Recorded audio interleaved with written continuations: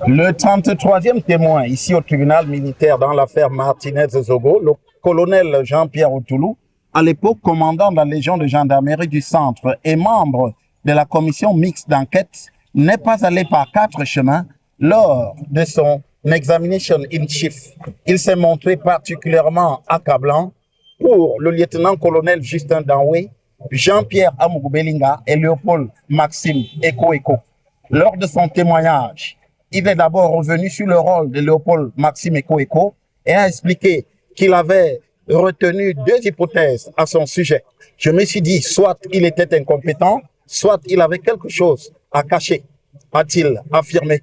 Mais connaissant ses qualités, j'en ai conclu qu'il dissimulait des choses parce qu'il y avait des caméras qui permettaient de suivre les bureaux, y compris celui du lieutenant-colonel Justin Danwe, lesquels étaient monitorés à partir de son bureau. En outre, il n'avait ouvert aucune enquête en interne, a-t-il ajouté.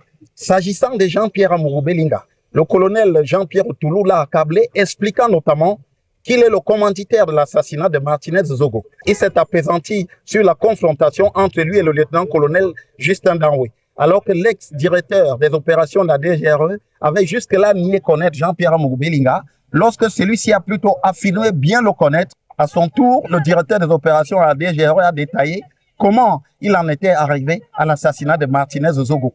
Selon ses déclarations, fort de ce que le lieutenant-colonel Justin Danwe, qui sollicitait une avance de solde d'une vingtaine de millions, il s'était rapproché de Jean-Pierre Amougou-Belinga, dont la proximité avec le ministre des Finances était connue. C'est alors qu'au domicile de Jean-Pierre Amougou-Belinga, non loin du complexe Béac à Yaoundé, l'homme d'affaires lui avait demandé de faire taire Martinez-Zogo. Pour la réalisation de cette opération, il s'était rendu au bureau de Jean-Pierre Amougou-Belinga pour lui dire qu'il allait passer à l'action. Il avait alors reçu 500 000 francs CFA. Puis, il était revenu lui annoncer que l'opération avait été faite. Jean-Pierre Amougou-Belinga avait alors affirmé qu'on attendait les résultats et lui avait à nouveau donné de l'argent. Enfin, après être revenu annoncer au patron de Vision 4 qu'on avait retrouvé le corps de Martinez-Zogo, celui-ci lui avait répondu « Je savais qu'il allait finir comme ça. C'est la seule fois que je suis sorti du bureau de Jean-Pierre Amougou-Belinga sans qu'il me donne de l'argent. » Avait alors expliqué le lieutenant-colonel Justin Danwe au colonel Jean-Pierre Otoulou.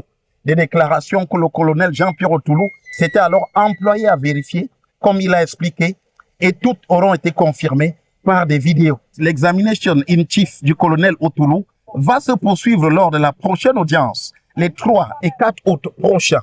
Depuis le tribunal militaire pour Equinox Télévision, Joël Essengue, Gizogo.